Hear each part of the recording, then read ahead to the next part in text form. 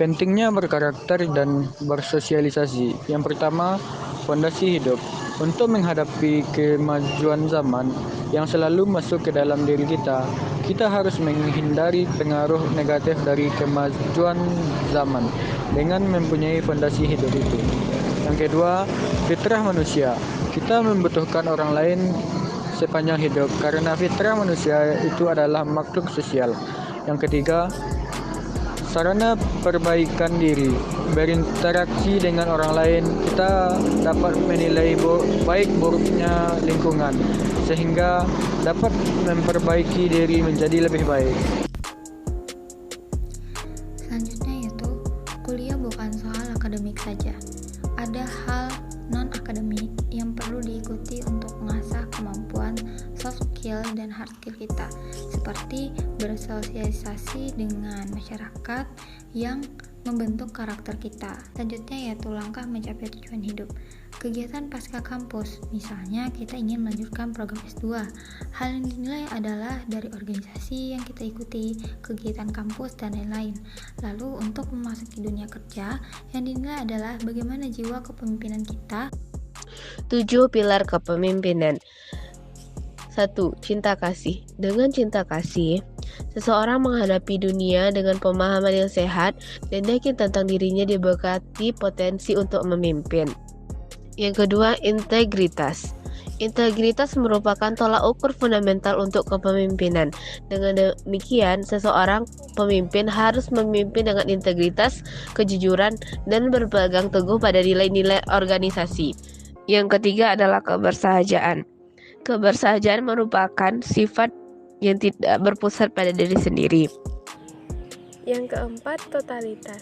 Totalitas merupakan suatu upaya dalam melakukan atau mengerjakan berbagai hal dengan optimal, baik dalam berpikir, bertindak, berbicara, dan bekerja sama dengan orang lain.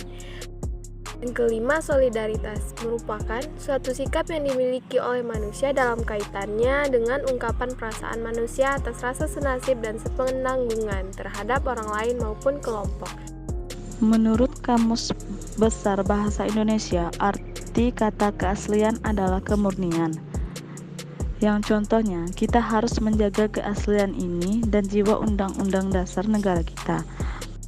Keteladanan adalah berarti penanaman akhlak, adab, dan kebiasaan-kebiasaan baik yang seharusnya diajarkan dan dibiasakan dengan memberikan contoh yang nyata. Mengikuti organisasi kemahasiswaan. Banyak manfaat dari mengikuti organisasi kemahasiswaan yaitu 1. Meningkatkan pengetahuan dan wawasan, 2. Memperluas pergaulan, 3. Belajar mengatur waktu, 4. Mengasah kemampuan sosial. Pemberdayaan masyarakat merupakan salah satu program pemerintah desa dalam memanfaatkan semua sumber daya yang ada agar dapat berkembang serta dapat membantu proses kemajuan desa.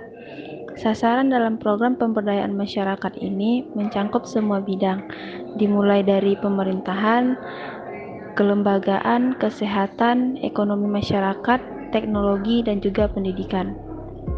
Nilai karakter dan sosial di tengah pandemi. Yang pertama, turut membantu gerakan-gerakan kecil, misalnya membagi masker di jalanan. Yang kedua, menyebarluaskan informasi yang bermanfaat, misalnya di media sosial, share cara mencuci tangan yang baik, dan menginformasikan tentang 3M. Ikut serta dalam membasmi hoaks. Di sini kita ikut serta dalam mengetahui terlebih dahulu fakta-fakta suatu informasi sebelum menyampaikannya, sehingga tidak terjadi hoaks. Keempat yaitu menjadi teladan yang baik bagi orang terdekat, tidak hanya untuk diri kita tetapi di lingkungan keluarga dan masyarakat.